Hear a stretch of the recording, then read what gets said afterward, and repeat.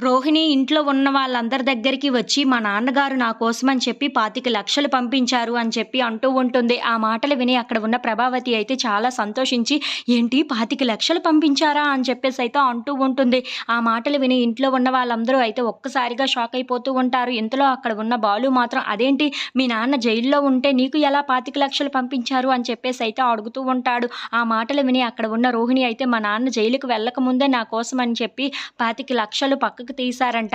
అవే ఇప్పుడు పంపించారు. అంతే, దానికోసం ఎందుకు నువ్వు మళ్ళీ అన్ని క్వెషన్స్ అడుగుతున్నావని చెప్పేసయితే అడుగుతూ ఉంటుంది. ఇంతలో అక్కడ ఉన్న శృతి మాత్రం, "అదేంటి మీ నాన్న నీ కోసం ముందే 25,00,000 తీశారు అంటున్నావు కదా! అంటే మీ నాన్నకు ముందే తెలుసా జైలుకి వెళ్తారని?" అని చెప్పేసయితే అంటూ ఉంటుంది. ఆ మాటలు విని అక్కడ ఉన్న రోహిణి అయితే, "ఏంటి వీళ్ళు డబ్బులు తెచ్చామన్న సంతోషం కన్నా ఇలా క్వెషన్స్ అడిగి మా బుర్ర పాడు చేస్తున్నారు" అని చెప్పేసయితే అక్కడ ఉన్న రోహిణి, మనోజ్ వాళ్ళు అనుకుంటూ ఉంటారు. ఇంతలో అక్కడ ఉన్న బాలు మాత్రం, "నాన్న దగ్గర నుండి నువ్వు 40,00,000 తీసుకున్నావు. ఇప్పుడు 25,00,000 ఇస్తున్నావు. ఇంకా 15,00,000 ఇవ్వాలి కదా!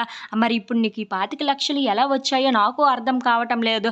ఆవిడేమో మా నాన్నగారు పంపించారు అని అంటుంది" అని చెప్పేసయితే అంటూ ఉంటాడు. ఆ మాటలు వినగానే అక్కడ ఉన్న రోహిణి మాత్రం, 15,00,000 కూడా త్వరలోనే ఇచ్చేస్తాము. ఇప్పుడు 25,00,000 వచ్చాయి కదా! ఇవి తీసుకోండి అని చెప్పేసయితే అంటూ ఉంటుంది. ఇంతలో అక్కడ ఉన్న బాలు మాత్రం రోహిణి, మనోజ్ వాళ్ళ వైపు చూసి, "నాకెందుకో డౌట్ కొడుతుందిరా.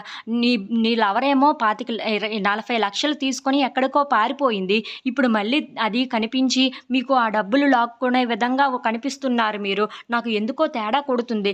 అదే మళ్ళీ మీకు కనిపించి ఆ డబ్బులు మీకే ఇస్తుందేమో అనిపిస్తుంది" అని చెప్పేసయితే అంటూ ఉంటాడు. ఆ మాటలు విని అక్కడ ఉన్న మనోజ్, రోహిణి వాళ్ళు అయితే ఒక్కసారిగా షాక్ అయిపోయి, "ఈడేంటి చూసినట్టుగా చెప్తున్నాడు" అని చెప్పి అనుకుంటూ ఉంటారు.